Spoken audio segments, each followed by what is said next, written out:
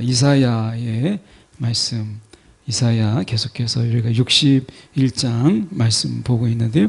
61장 우리 10절에서 11절까지 말씀입니다. 이사야 61장 10절과 11절의 말씀, 구약성경 1043쪽 1043, 제가 10절과 11절의 말씀 봉독해 올립니다. 내가 여호와로 말미암아 크게 기뻐하며 내 영혼이 나의 하나님으로 말미암아 즐거워하리니 이는 그가 구원의 옷을 내게 입히시며 공의의 겉옷을 내게 더하심이 신랑이 사모를 쓰며 신부가 자기 보석으로 단장함 갖게 하셨음이라. 땅이 싹을 내며 동산이 거기 뿌린 것을 움돋게 한과 같이 주 여호와께서 공의와 찬송을 모든 나라 앞에 솟아나게 하시리라. 아멘. 오늘 이 말씀 가지고 하나님으로 말미암아 기뻐하는 자로 부르심, 하나님으로 말미암아 기뻐하는 자로 부르심이라는 제목으로 함께 말씀을 저희가 나누기를 원합니다. 여러분은 이렇게 하나님의 부르심 이렇게 하면 여러분 어떤 단어들이 생각이 나십니까?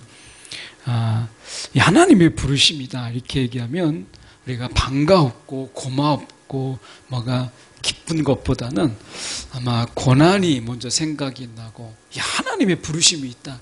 야, 그러면 뭐 벌써 고난이고 고통이고, 야, 이거는 정말 우리가 선택하기 어려운 난감한 사명이다.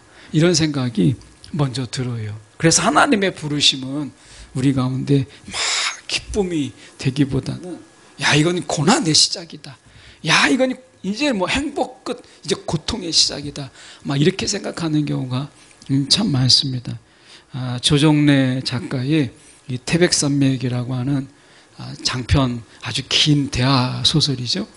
거기에 보면 이 무당인 엄마가 무당인 그 딸이 결국에는 신내림을 받는 그 딸이 나옵니다.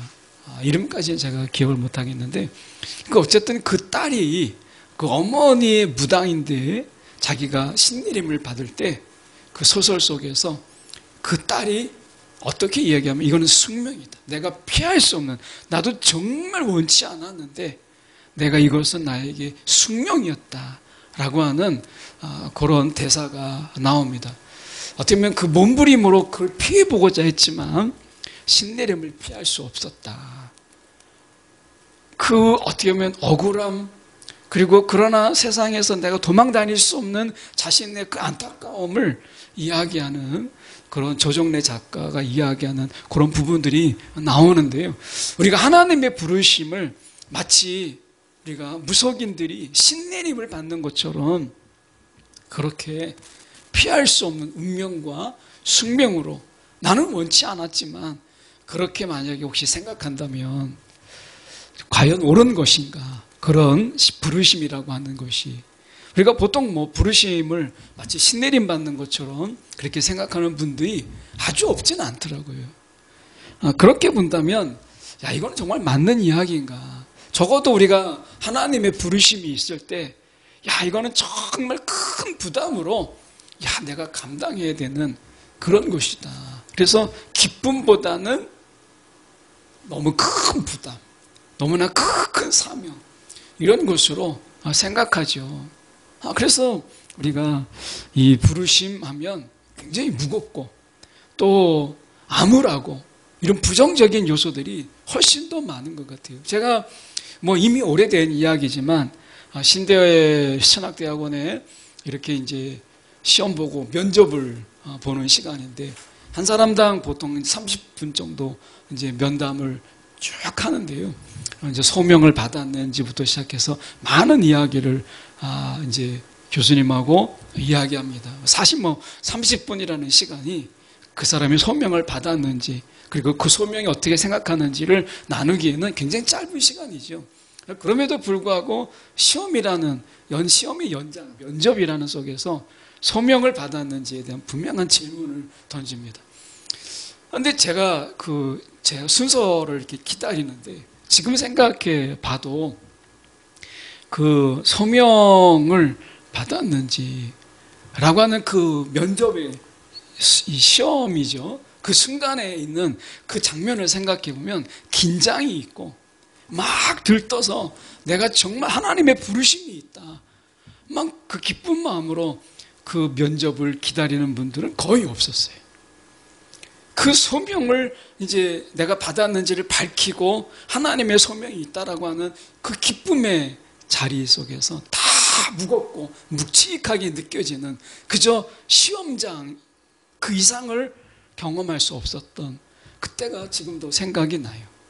오늘 우리에게 이 부르심이라고 하는 이것은 굉장히 장엄하면서 굉장히 무겁게 느껴지는 거죠. 물론 우리가 하나님의 부르심을 우리가 소홀하게 여기고 가볍게 장난처럼 여기는 것은 그 또한 옳지 않지만 우리가 고난, 고통, 무거움이라고 하는 것으로 다 그 부르심을 다 설명할 수 있느냐. 오늘 본문에서 보면 그게 아니라고 하는 것을 우리가 설명하고 있거든요. 오늘 부르심의 이유, 오늘 하나님의 부르심은 어떤 것인가라고 하는 것을 오늘 본문의 아주 짧은 절에서 하나님의 부르심을 우리가 가지고 있는 생각을 완전히 바꿔놓으세요. 말씀해 보시면 10절에 내가 여호와로 말미암아 크게 기뻐하며, 이 하나님의 부르심은 기쁨이었다, 이렇게 얘기합니다. 그러니까 이사야는 하나님의 그 부르심 속에서 10절과 11절을 이야기할 때 이 하나님의 부르심이야말로 나에겐 더할 수 없는 기쁨이었다, 이렇게 그가 이야기합니다. 그러면서 그는 내 영혼이 나의 하나님으로 말미암아 즐거워하리니, 그냥 내 육체 정도가 아니라 내 영혼이, 내 영혼의 깊은 곳까지 오늘 하나님으로 인해서 즐거워하였다. 이게 하나님의 부르심이었다. 그는 그렇게 이야기합니다.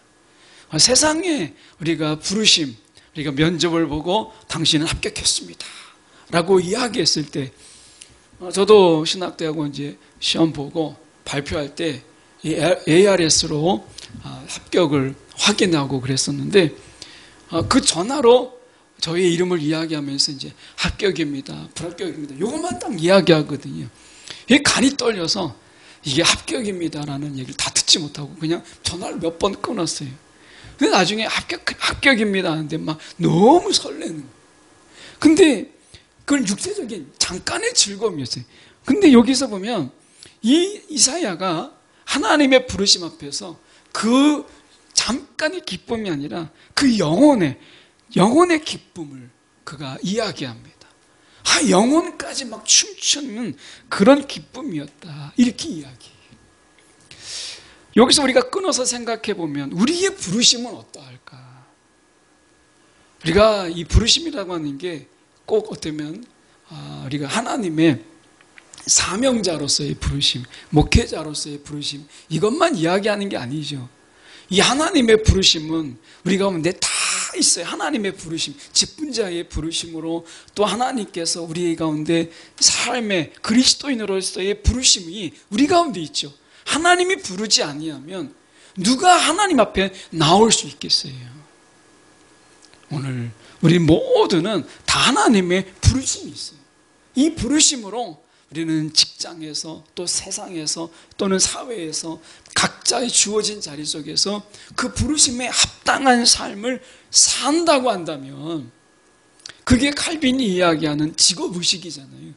그 부르심, 하나님의 그 부르심과 그 소명에 우리가 각자의 자리 속에서 하는 일이 다르고 위치가 다르지만 그러나 우리는 그 일을 감당하는 것이죠. 그래서 존 칼빈의 직업가는 이 소명과 하나님의 부르심과 아주 깊은 연관을 맺고 있는 것을 보게 돼요. 그러니까 이것은 단순하게 우리가 어떤 신학, 우리가 사명자로서의 목회자로서의 부름이 아니라 존 칼빈은 이 굉장히 넓게 직업이라는 부분 속에서 우리는 하나님의 부르심을 이야기하기 때문에 우리는 직장 선교사, 가정 선교사 이런 의미를 우리는 붙이고 있는 것이죠. 우리가 이런 칼빈의 이런 어떤 만인 제사장의 모든 부르심, 모든 사람들이 다 부르심을 받았다라는 이 고백 속에 우리는 이야기하는 것이에요. 그렇게 본다면 오늘 우리의 부르심, 우리는 모두가 우리가 하나님의 부르심을 다 받았어요. 이 부르심 속에서 저와 여러분은 어떤 부르심을 생각하세요? 이사야처럼 정말 그 하나님의 부르심 때문에 내가 크게 기뻐했다. 크게 낭패하고 낙심한 게 아니라 내가 크게 기뻐했고 내 영혼까지, 내 육체가 아니라 내 영혼까지 내가 하나님으로 말미암아 즐거워하였다. 이렇게 이야기해요. 오늘 우리가 이 부르심이라고 하는 것이 어떤 것이냐에 따라서 우리가 소명의식을 가지고 살아가는 그 태도와 그 마음가짐이 다른 것 같아요. 이게 고난이다, 야, 부르심이 고통이다 라고 하면 모든 일들이 다 고난이고 힘든 일이고, 그리고 어떨 때는 버거운 일이고 기쁨이 없어요. 하나님의 부르심으로 감당하는 모든 일들이 그저 힘들기만 하는 거예요.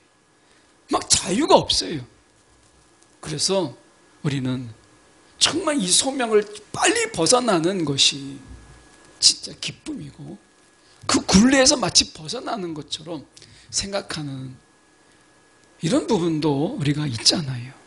그래서 우리가 하나님의 부르심이라는 이 부분을 우리가 좀 더 다시 돌아봐서 우리에게 하나님의 부르심은 어떠한 것인가, 정말 이사야처럼 정말 크게 기뻐하고 영혼까지 즐거워하는 이런 부르심, 그러니까 이런 부르심으로 우리는 살아가고 있는가 라고 하는, 어쩌면 이 시대에 우리의 부르심을 좀 돌아볼 때가 아닌가 하는 생각을 오늘 이사야를 통해서 보게 돼요.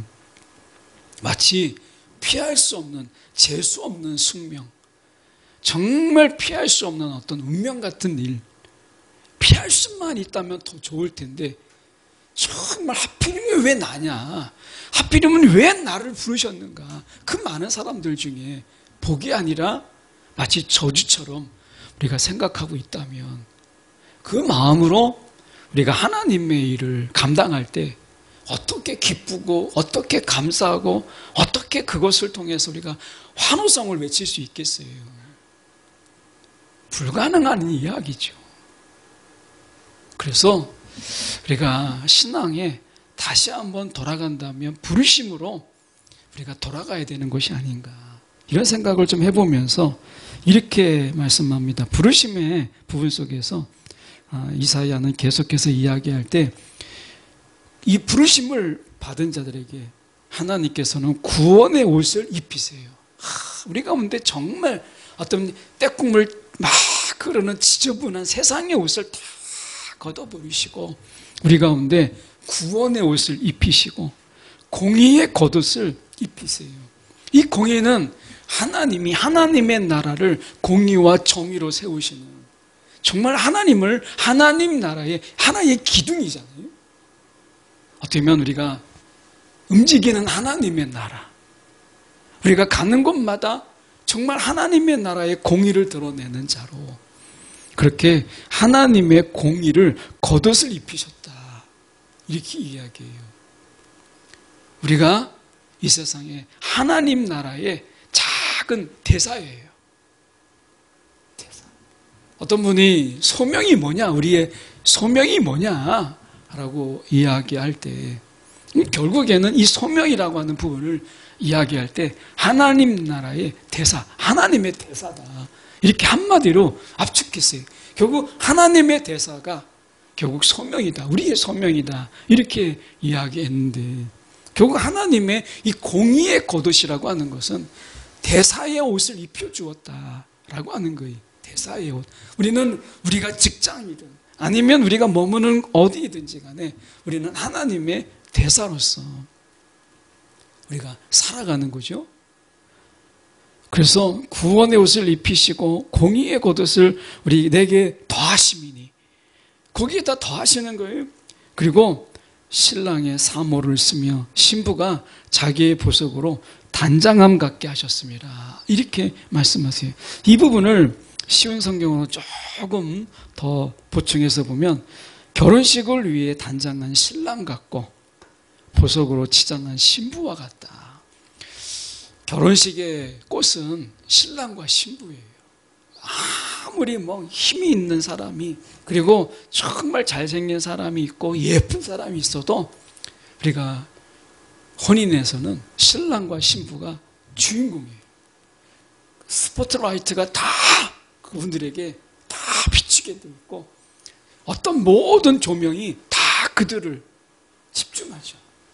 그래서 신랑과 신부가 이 결혼식의 주인공이 되는 거예요. 그 순간만큼은 그들이 최고의 주인공이에요. 마찬가지로 여기서 얘기하잖아요. 우리는 신랑 같고, 그리고 보석으로 치장한 신부와 같다. 하나님의 부르심 안에 사는 자가 세상의 주인공입니다. 하나님은 우리에게 소명을 주셔서 우리가 있는 직장, 우리가 있는 자리, 우리가 머무는 어떤 사명을 감당할 때 우리를 주인공으로 하나님께서는 스토리를 만들어 가세요. 모세의 스토리를 만드신 하나님께서는 다윗을 통해서 다윗의 스토리를 만들어 가셨어요. 마찬가지예요. 소명으로 부름받은 자들이 하나님께서 각각의 삶 속에서 하나님이 그 사람을 주인공 삼아서 그 사람의 스토리를 만들어가요. 역사는 우리가 히스토리예요. 히스와 스토리의 결합이죠. 그의 이야기가 역사예요. 예수님의 이야기가 역사인 것처럼 오늘도 우리의 이야기, 나의 이야기를 예수님께서, 하나님께서 우리를 주인공 삼아서 써내려가는 것, 이것이 소명입니다. 우리는 하나님의 이야기를 만들어 가는데 하나님이 우리를 조연으로, 주연으로 하나님께서 우리를 부르셔서 이야기를 만들어 가시는 거예요. 생각해 보건대 상상을 해보면 나중에 천국에 다 믿음의 사람들이 모여 있을 때 날마다 하나님의 잔치가 벌어질 때마다 하나님의 소명을 부름받은 자들이 그의 이야기, 날마다 그의 이야기를 길게 이야기를 하나님과 함께 써내려간 그의 이야기, 우리의 이야기, 나의 이야기를 발표하고, 그리고 모두가 환호성을 울리고 박수를 치고 그렇게 하는 시간들이 있지 않을까 하는 생각을 가져봐요. 그래서 천국에서 날마다 이런 잔치가 벌어지면서 우리가 환호하고 같이 기뻐하고 그렇게 할 거예요. 오늘 저와 여러분이 우리가 하나님 안에서는요 주인공이에요. 부름을 받은 그런 자고, 예수님을 통해서 그의 이야기를 써내려 가신 그분이 저와 여러분을 통해서 나의 이야기, 우리의 이야기를 써내려 가시는 하나님이시다라고 하는 거죠. 그래서 11절에 보면 이렇게 말씀하시는 거예요. 식물이 땅에 식물을 자라게 하며, 그러니까 땅이 싹을 내며 동산이 거기 뿌린 것을 움돋게 함과 같이, 그 동산이 막 싹이 나고 그 뿌리가 자라서 막 꽃이 피울 때 그 동산이 얼마나 아름답겠어요. 벌판이었던 그 에덴 동산을 하나님께서 그 에덴 동산을 얼마나 아름답게 꾸몄어요. 땅에서 싹이 나고 동산에서 뿌린 것들이 막 각각의 가지를 내고 꽃을 피우는 거예요. 하나님께서 우리를 통해서 우리가 머물고 우리가 발을 밟고 우리가 딛고 있는 모든 곳에 하나님이 이런 동산처럼 아름답게 꾸민다는 거예요. 교회 이름이 우리가 하늘정원이잖아요. 우리가 다 알다시피 하나님께서 이 하늘의 정원을 이 땅에다가 세우라 라고 하는 이름으로 하나님께서 하늘정원이라 이렇게 하셨는데, 여러분 이렇게 생각해 보세요. 우리를 통해서, 우리의 소명을 통해서 하나님께서 어떻게 하시겠다는 거예요. 땅이 싹을 내고 그 허벌판에 그 땅이 우리의 그 땀을 통해서, 우리의 수고를 통해서 땅이 싹을 내고 동산이 거기 뿌린 것을 움돋게 하는, 정말 이런 역사를 하나님께서 그렇게 하시는 거죠.